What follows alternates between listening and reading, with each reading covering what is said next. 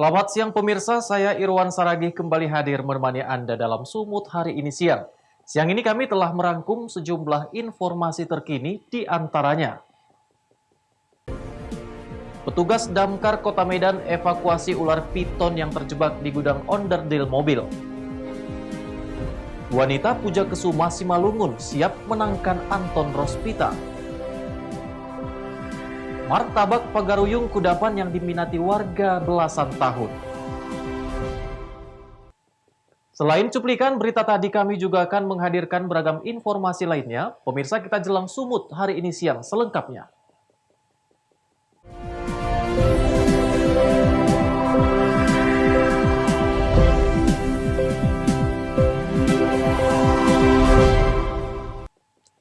Kita ke informasi pertama, pemirsa. Petugas pemadam kebakaran Kota Medan mengevakuasi seekor ular piton atau sanca batik yang terjebak di gudang onderdil mobil. Petugas sempat kesulitan saat melakukan evakuasi dikarenakan ular tersebut sangat agresif dan sempat menggigit tangan petugas.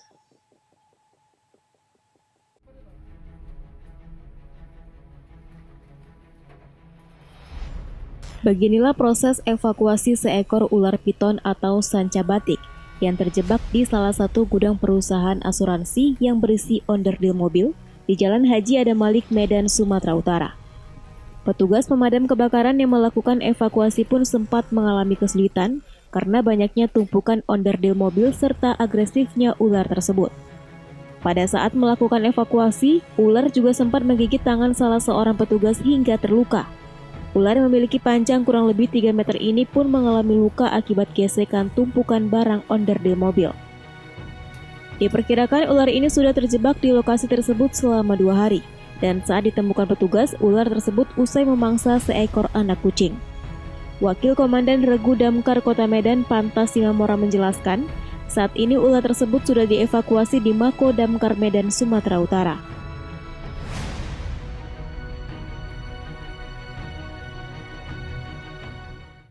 Itu tepatnya di Jalan Adam Malik, Jalan Haji Adam Malik. Jadi kita berangkat dan ternyata ular ini adanya di dalam gudang bekas-bekas barang apa seperti onderdil mobil. Jadi dia kebetulan lagi baru saja makan anak kucing. Jadi dia sembunyi di situ, terus kita bongkar dan ketemu. Akhirnya kita tarik. Cuma kebetulan karena dia terapa sama barang-barang seperti dashboard itu kan, akhirnya kami tarik, dia agak koyak, ini luka. Nantinya ular piton ini akan diserahkan kepada komunitas pecinta reptil dan kemudian akan diserah terimakan kepada pihak Medan Zoo. Daniel Tekwali melaporkan untuk Eva Rina TV.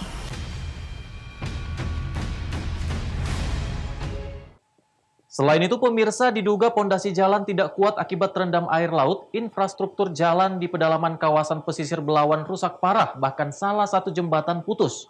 Tidak ada korban jiwa dalam kejadian ini, namun aktivitas warga terganggu.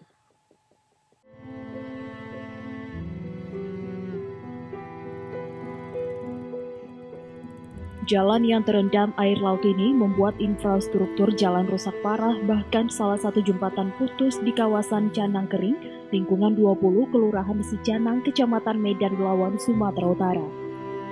Selain pondasi infrastruktur yang sudah rusak, membuat jalan yang terbuat dari semen ini mengalami kemiringan hingga putus dan tidak bisa dilalui warga. Meski tidak ada korban jiwa dalam kejadian ini, namun warga yang tinggal di kawasan tersebut terpaksa berjalan lebih jauh untuk sampai ke tujuan. Saat ini masih banyak jalan di pedalaman kawasan pesisir Belawan rusak akibat terendam air laut saat fenomena alam atau naiknya air laut ke daratan. Salah satu warga berharap kepada pemerintah untuk segera memperbaiki akses jalan tersebut. Kalau tanggapan kami lah, saya sebagai masyarakat Pak ya, supaya ini segera diperhatikan sama pemerintah dan dibangun Pak. Karena sangat sulit, ini jalan satu-satunya nih ke apa sana, ke arah apa nama utara apa sana gitu. Sana banyak juga masyarakatnya, kalau sempat ini putus, udahlah nggak bisa kemana-mana. Ini contoh Pak, udah ada yang putus ini kan. Ini aktivitas untuk ke masjid aja pun susah. Jika pemerintah kota lambat dalam menangani banjirop, maka ribuan rumah di 3 kecamatan yakni Medan Belawan, Medan Labuhan, dan Medan Marelan terendam. Dan berdampak terganggunya aktivitas roda perekonomian yang menjadi pintu keluar masuk melalui Pelabuhan Belawan. Wahyu Pratama melaporkan untuk Evarina TV.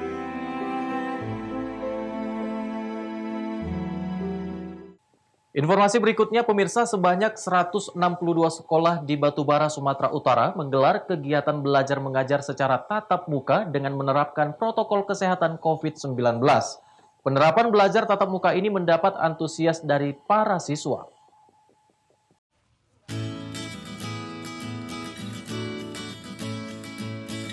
Seperti di SD Islam Terpadu Darul Abror, Kecamatan Medan Geras, Batubara, yang sudah menggelar KBM tatap muka sejak 3 pekan lalu. Pihak sekolah pun telah menerapkan protokol kesehatan COVID-19 selama KBM tatap muka. Di antaranya, kewajiban menggunakan masker bagi seluruh siswa dan guru. Saat akan masuk ke dalam lingkungan sekolah, siswa dan guru menjalani pemeriksaan suhu tubuh, kemudian mencuci tangan dengan air mengalir dan sabun. Kemudian masuk ke dalam ruang kelas. Kepala SDIT Darul Abror Doli Siregar mengatakan, KBM tatap muka dibagi menjadi 2 gelombang dan setiap meja hanya diisi 1 orang siswa. Menurut Doli, KBM tatap muka ini didukung para orang tua siswa. Terbukti dari kehadiran siswa yang mengikuti KBM tatap muka mencapai 100%. Gimana Pak? Sekolah kita ini penerapan protokol kesehatan kita menggunakan 3M. Yang pertama, kita selalu menekankan anak-anak supaya tetap memakai masker, kemudian supaya anak-anak tetap mencuci tangan, dan mereka juga kita wajibkan agar selalu menjaga jarak. Dan itu semua juga kerjasama kita dengan orang tua, supaya orang tua juga mendukung yang kami terapkan sekolah ini tentang protokol kesehatannya. Sistem pembelajarannya gimana Pak? Dalam sistem pembelajaran di masa pandemi ini, kami menggunakan dengan cara men-shift. Itu ada kelas 1 kita bagi jadi 2 shift. Yang pertama itu, shift pertama itu kita masuk setengah 8 sampai jam 9. Kemudian yang shift kedua kita buat masuk jam 9 sampai jam 10. Jadi mereka kita bagi menjadi 2 shift. Sementara itu, salah seorang siswa mengaku senang atas belajar tatap muka karena selain pembelajaran mudah dipahami, juga dapat bertemu guru dan teman-teman. Ya, perasaannya senang, bisa kumpul sama teman-teman lagi, bisa belajar lebih giat, biar bisa terfokus gitu belajarnya. Taufik melaporkan untuk Evarina TV. Wanita Puja Kesuma Simalungun siap memenangkan Anton Rospita. Beritanya akan hadir sesaat lagi.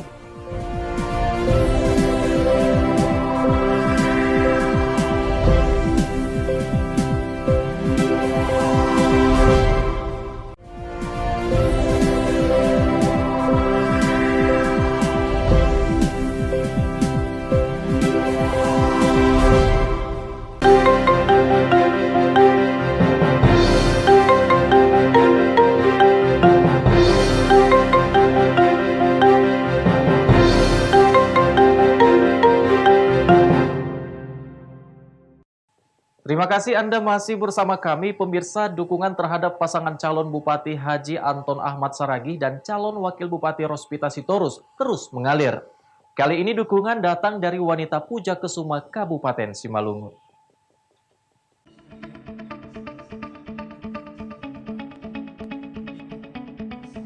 Warga dan keluarga Jawa yang tergabung dalam Serikandi Puja Kesuma Kabupaten Simalungun memberikan dukungan kepada calon Bupati dan Wakil Bupati Simalungun 2020-2024, Haji Anton Ahmad Saragi dan Rospita Sitorus, atau yang kerap disebut Harus.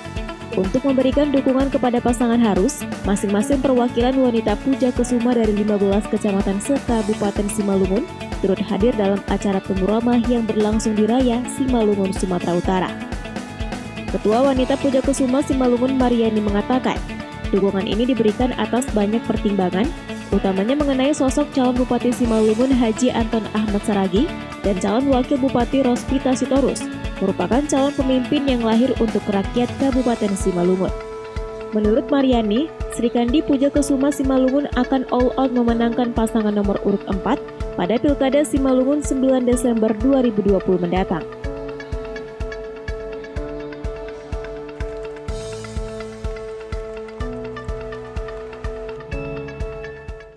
Komitmen dari wanita Pujakesuma, kita ada di 15 kecamatan dan setiap nagori kita mempunyai wanita Pujakesuma sampai ke dusun-dusun.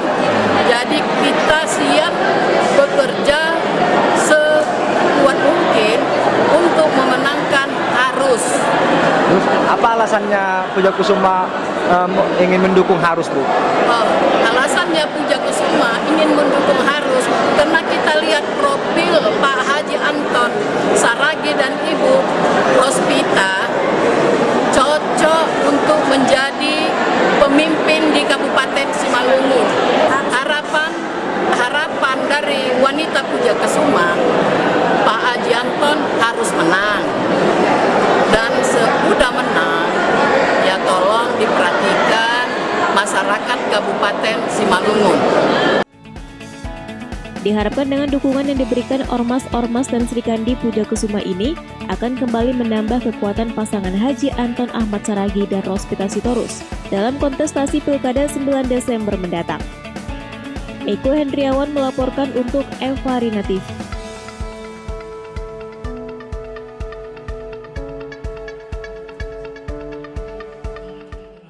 Sementara itu pemirsa, Ketua DPD PDIP Sumatera Utara Jarod Saiful Hidayat menargetkan kemenangan mutlak paslon bupati yang mereka usung di 3 kabupaten di Provinsi Sumatera Utara. 3 kabupaten tersebut yakni Kabupaten Humbang Hasundutan, Kabupaten Samosir, dan Kabupaten Toba. Ia juga mengaku tak gentar terkait adanya fenomena kotak kosong di Kabupaten Humbang Hasundutan. Hal itu disampaikan Jarod kala dirinya menyambangi Kabupaten Humbang Hasundutan pada Minggu 15 November kemarin untuk mengikuti konsolidasi Partai PDIP yang bertempat di Aula Martin Anugerah Dolok Sanggul.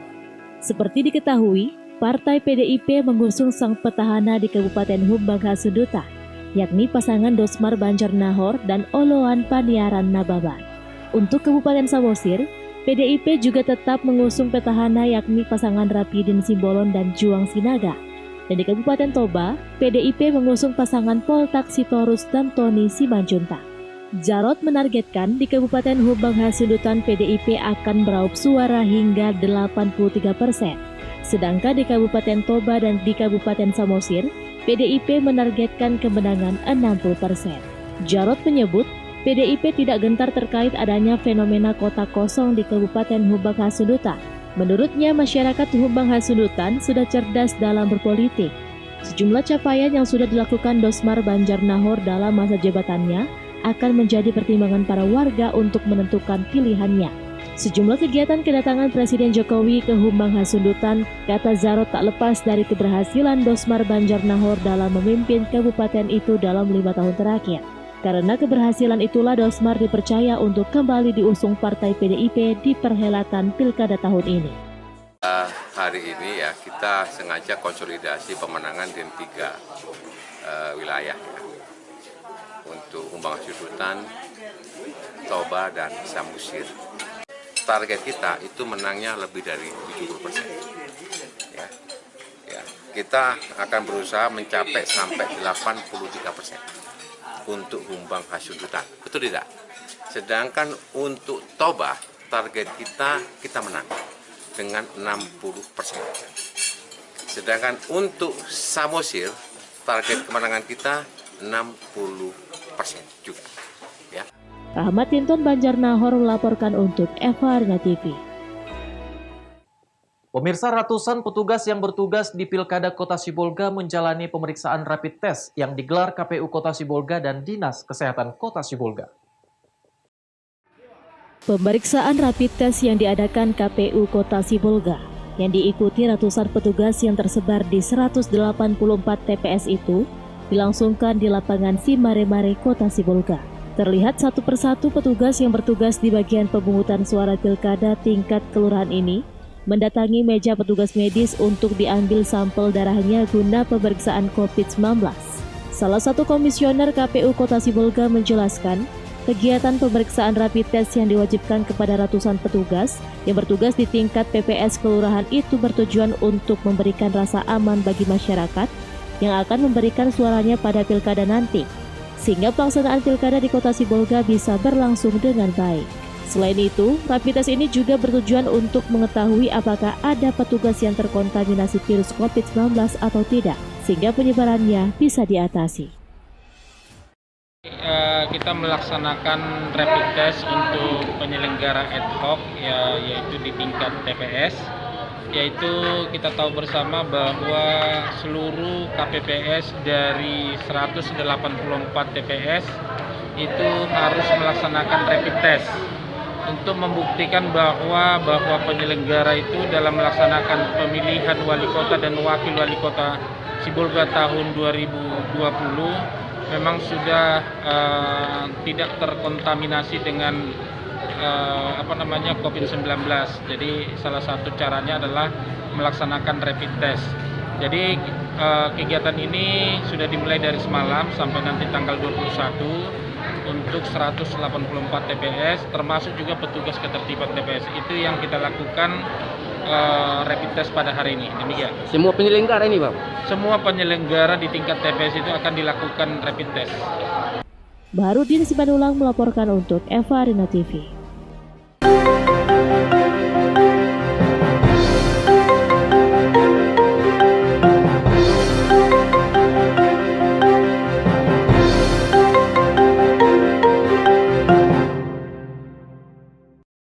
Sumut hari ini akan kembali dengan informasi menarik lainnya. Tetaplah bersama kami.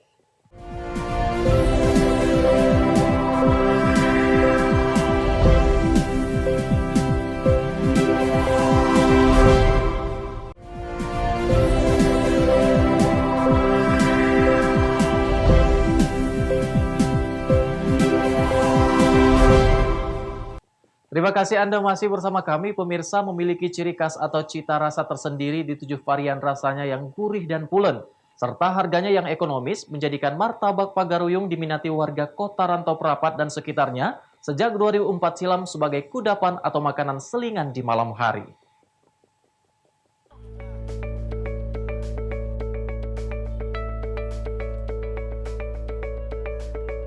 Dengan memiliki berbagai varian rasa, martabak Pagaruyung yang merupakan makanan ringan berbahan dasar tepung terigu ini sangat diminati oleh warga. Seperti diketahui, warga harus rela menunggu untuk mendapatkan kudapan yang hanya berada di inti kota Labuhan Batu ini. Martabak ini sudah ada sejak tahun 1998 silam, namun mulai diminati masyarakat sejak tahun 2004 hingga kini. Menurut salah seorang pembeli, martabak ini memiliki ciri khas yang tidak berubah sejak dulu. Lagi beli apa nih, Bang? Lagi beli martabak coklat kacang sama keju. Apa khasnya dari martabak ini? Rasanya lain daripada yang lain. Udah sering, Bang? Sering banget, seminggu sekali, 2 kali. Untuk harganya sendiri tuh? Ekonomis, masyarakat banget harganya. Harga yang ekonomis menjadi alasan warga semakin menggemari kudapan ini. Dan di sisi lain, kudapan yang satu ini pun hanya tersedia pada sore hari hingga tengah malam. Ucok Sitorus melaporkan untuk Eva Arena TV.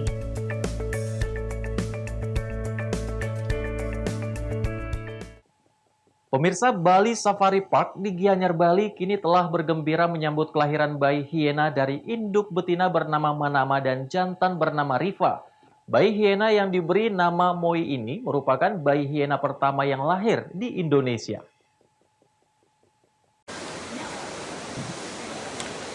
Moi, inilah bayi hiena koleksi Bali Safari Park yang lahir dari pasangan indukan betina bernama Manama dan jantan bernama Riva.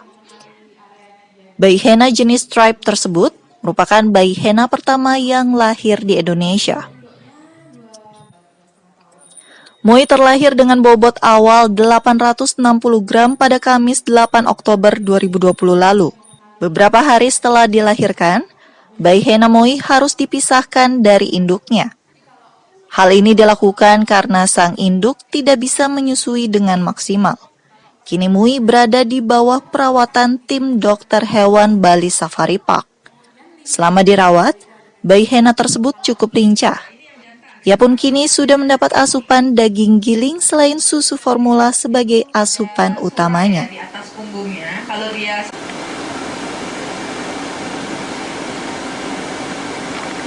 di Indonesia sepertinya hanya di Bali.